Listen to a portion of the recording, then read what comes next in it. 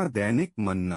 Praise Lord, परमेश्वर के पवित्र नाम की महिमा हो। नए दिन नई उम्मीद में आप सभी का स्वागत है। लेकर पढ़ेंगे 2 कुरिन्थियों 4:8। हम चारों ओर से क्लेश तो भोगते हैं पर संकट में नहीं पड़ते, निरुपाय तो है पर निराश नहीं होते। आमीन।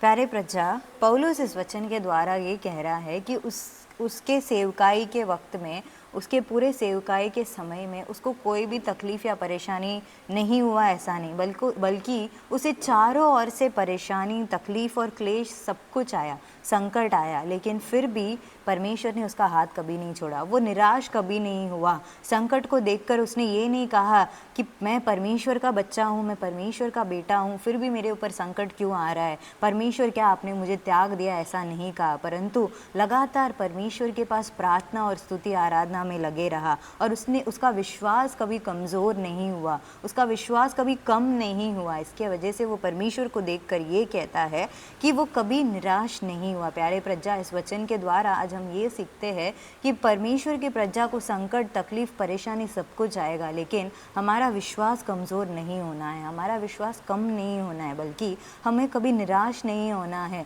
क्योंकि परमेश्वर का वचन इस प्रकार से कहता है कि उसने हमारे चित्र को अपने हथेलियों में बनाकर रखा है। आमीन। देखो, परमेश्वर हमारा इतना ख्याल रखता है, हम पर इतना दया करता है कि उसने हमारा चित्र बनाकर रखा है। उसको हमारा इतना चिंता है। इसीलिए हम परमेश्वर को धन्यवाद करेंगे और प्रार्थना करके कहेंगे, परमेश्वर, हमारे परेशानी, तकलीफ़ और संकट में हमें निराश नहीं होना है, परंतु उस पर और अधिक विश्वास रखना है। आइए हम प्रार्थना करेंगे।